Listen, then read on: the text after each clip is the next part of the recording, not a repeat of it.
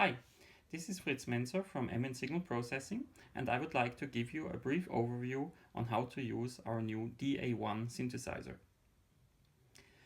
Let's first have a look at the different parts of this user interface. On the bottom you see of course an on-screen keyboard. On the right you see modulation and pitch bend sliders, as well as a few control buttons. Above the keyboard you have the area for storing programs. And on the very top you have the main element, which is actually the block diagram of the synthesis engine. And finally, on the right here you have an area where you can edit the parameters of each block. Let's start with the obvious. Of course you use these bank buttons here to select the bank where you can load a program from, and then use one of the program buttons to select the program. And then of course you can play it with the on-screen keyboard. Note that actually the on-screen keyboard is velocity sensitive if you use it in the right way. If you play the on-screen keyboard like you would play a piano, so touching the keys with your fingertips, you basically always get a relatively low velocity value. However, if you put your finger parallel to the screen like this, and then play very slowly or touch the screen faster,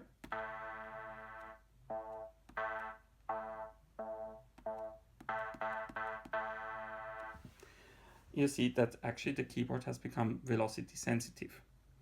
The way this works is that the area of a skin touching the screen is measured, and with your finger parallel to the keyboard, your digital pulp, which is basically what my dictionary tells me is the correct name of this part here of the finger, well, your digital pulp deforms depending on how fast you hit the keyboard, and therefore creates a larger area touching the screen when you hit the keyboard very fast.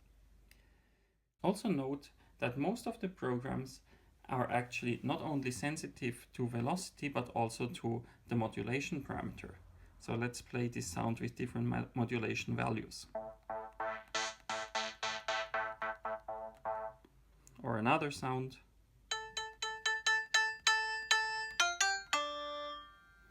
Or let's take the sync saw, which actually goes to quite extreme synced sawtooth waveforms when the modulation value is high.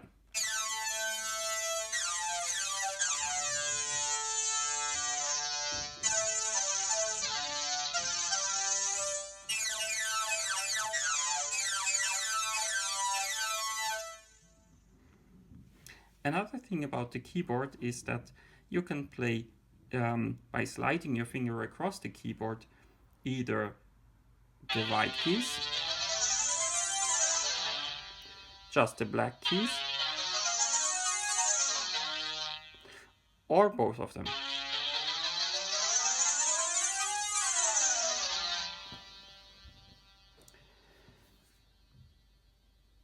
And of course you can change the velocity values as you play like this.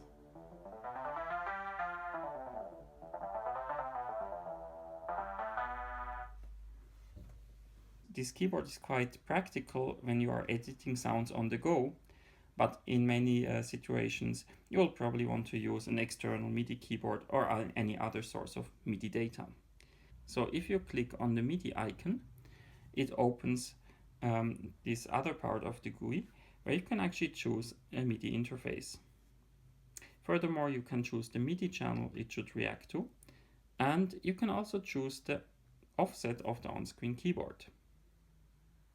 So we can play bass sounds like this.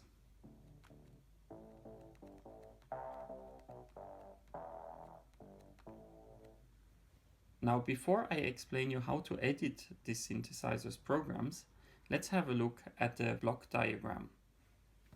The general signal flow of the block diagram is from left to right. So you have on the left hand side 4 oscillators, plus this little block which represents the envelopes. Then you have 2 filters. You have here an area that does FM synthesis, Again, two filters and a time variant amplifier at the end, as you would expect actually from any virtual analog synthesizer. Well, the envelopes can be edited with the envelope button here. Tapping it more than once goes through the different envelopes, A, B, C, D. And the parameters can be edited with the sliders here on the right. Some sliders like attack, sustain, and release are probably familiar to you, whereas others might be new. In particular, you have a slider for the initial value, for the decay curve, which changes really the shape of the envelope, as you can see here. Note that the envelopes can also have negative values, by the way. So you can have a negative sustain value. And finally, there is a shape parameter, which if you look at the envelope now, and after I increase the shape to 1, you notice that the or you might have noticed that the shape has changed a bit. This is useful for different things. One use of the shape parameter is to actually make this peak here after the attack phase more prominent. And the other use is to avoid some ringing that you might have after the release phase. Now, as you may have noticed, as you go through different programs, the block diagram always changes, and in particular the routing between the different blocks is different from program to program. And you're probably curious how you can edit this routing. Now first note that the routing is basically done by different mixing blocks scattered all over the block diagram. Of course, I didn't draw these mixing blocks, there are over 40, but the block diagram gives you direct access to the mixing values used in the synthesis engine. There are also some dotted lines which probably don't show up in this video, which indicate the possible routes which are currently not active. Now, let's say I want to use this oscillator here on the top left and route it through this filter here and to the output and turn off everything else. How do I do this? There is a second route here which actually leads to these two oscillators here in the beginning, which I can activate by sliding to the left here. Now this route is active and I want to have the topmost oscillator, not the second one here. So I slide again to the left here, and as I should probably mention, if you slide faster, the value changes also much faster.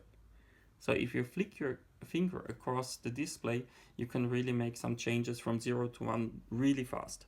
Let's see here, and let's turn off these, and we'll probably want to turn off this one as well. Now, how does this sound? Now this is actually a good starting point to have a look at how to edit the individual blocks. Now this particular oscillator allows you to do some 2D waveform mixing, which is done like this. And note that in the icon for this oscillator, you can also see the waveform change in real time.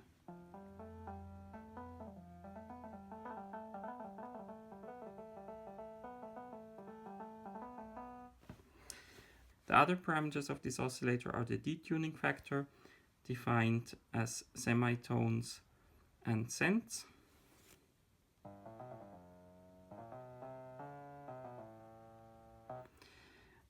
It also has a chorus effect.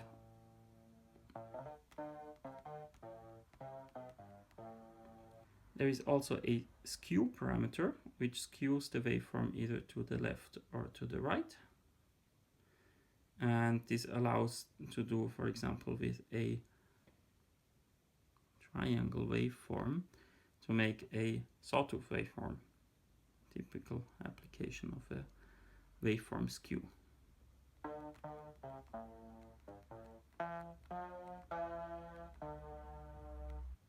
Now I hope this tutorial has been useful for you so far.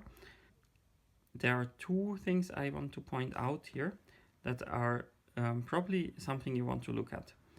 First of all, there is a randomize function that you can reach by touching this button that is shaped like a dice. When you touch it, it asks what do you want to randomize, everything or just the routing. Let's say to randomize everything, and we get a new random sound.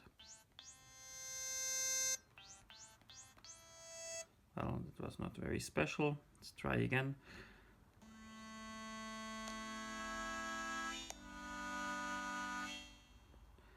In order to save it, I click the bottom right button here that looks like a floppy disk. And then it asks me a name. Let's say new sound 2. And let's say I want to save it in the user bank 2. And here we go. And the last thing I want to show you is the user manual. There you find information on all the parameters in the synthesizer. You get there by clicking the info button. You can scroll through this. Here are the descriptions of the parameters, MIDI settings explained again. You can also share programs and import programs here. You can reach the MNSP Facebook page from here as well, and you can close the whole thing here with this X. So that's it for this tutorial. I hope it was overall something useful. And well, let me know if you are interested in some particular topics related to this synthesizer. And if yes, just well, comment here under the video or send us a message on the MNSP Facebook page. Thank you.